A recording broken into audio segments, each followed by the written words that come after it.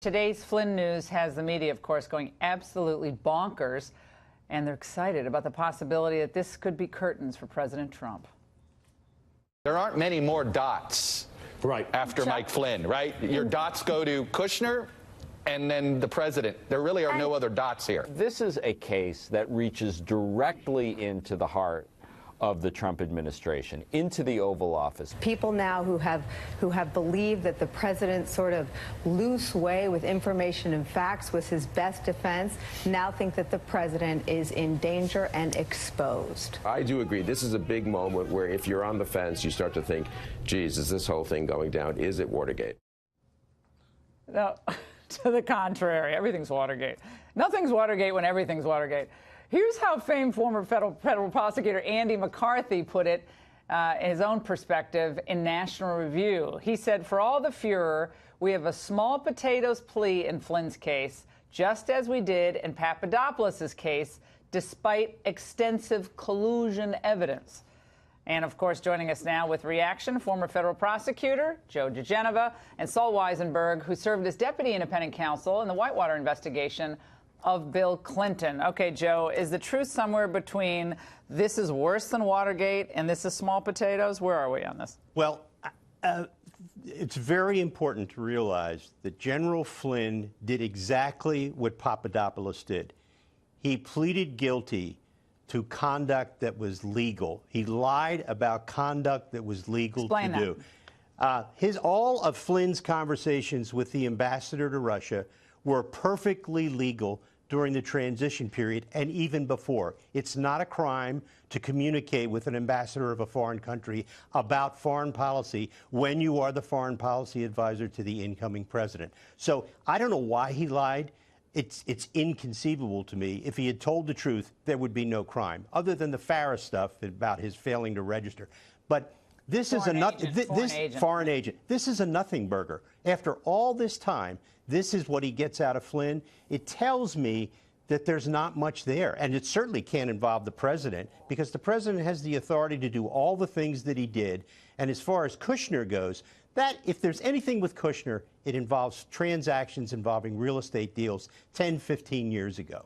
Saul, you felt it all day long, building.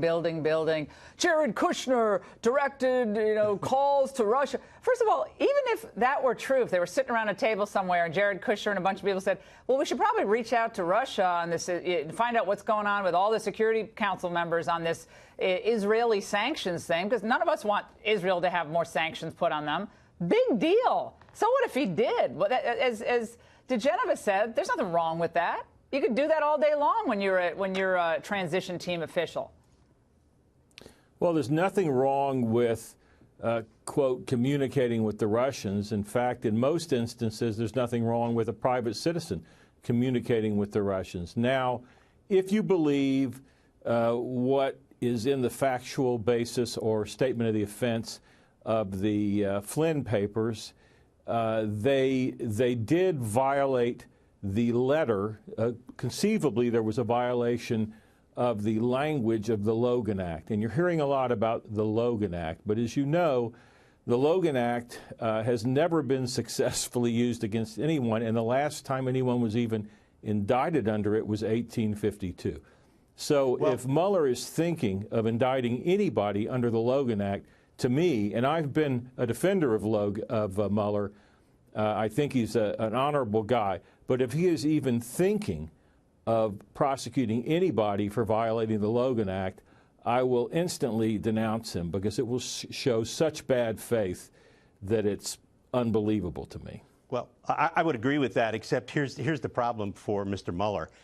You can't violate the Logan Act when you're in the transition team. Yeah, you're an authorized agent. Because you're a government employee. You get a Right. green check.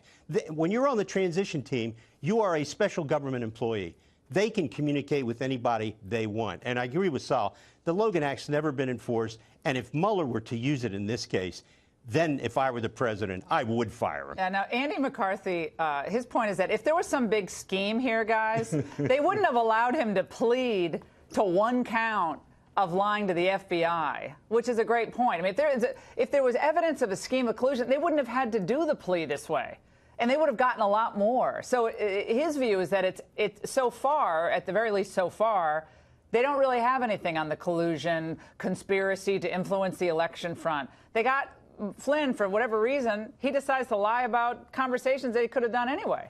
So that's the weird thing. Well, I gotta make you guys laugh on a Friday. Okay, this is gonna make you laugh. I'm ready. Joy, and because why is it? Oh, I know Saul has a great sense of humor. He's very serious, but he has a great sense of humor. Joy Behar heard about the news of the Flynn plea, reading an ABC report today on The View. Let's watch. Welcome back to the show. Breaking news. Oh, my God.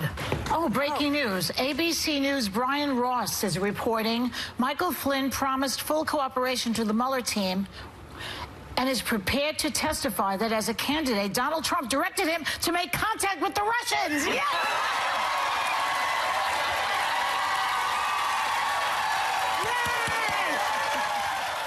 Feels like she just won this Publishers Clearinghouse there, guys. But ABC, by the way, had to come out immediately and say this was not during the campaign. This was actually during the transition. But this is the level of, there it is. You know, they clarified. I don't have to read the whole thing. It wouldn't. It wouldn't.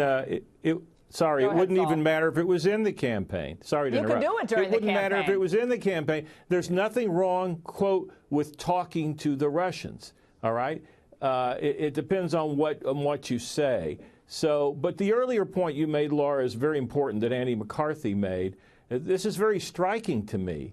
The plea agreement says that Flynn is only protected from future prosecution based on items that are in the statement of the offense. That's the key document. There's nothing in the statement of the offense about collusion during the campaign. Nothing. So unless there is a completely separately sealed, completely standalone plea agreement for Flynn that is sealed, which would be almost unheard of, I think Joe will agree with me, it means that Flynn has no knowledge. Flynn, who was a key figure in the campaign, has no knowledge of any collusion with Russia during the campaign, any illegal collusion. Yeah, you heard DeGeneva, nothing, Berger, but the well-respected Bob Mueller so far is coming up with very little, in my opinion. But the hyperbolic response by the media, I mean, these people are completely unhinged. The facts are irrelevant. Analysis, irrelevant. Just jump right to the gallows for Trump. That's where they're going. Gentlemen, thank you. And Saul, I knew I could make you laugh. I got it. I got it out of you.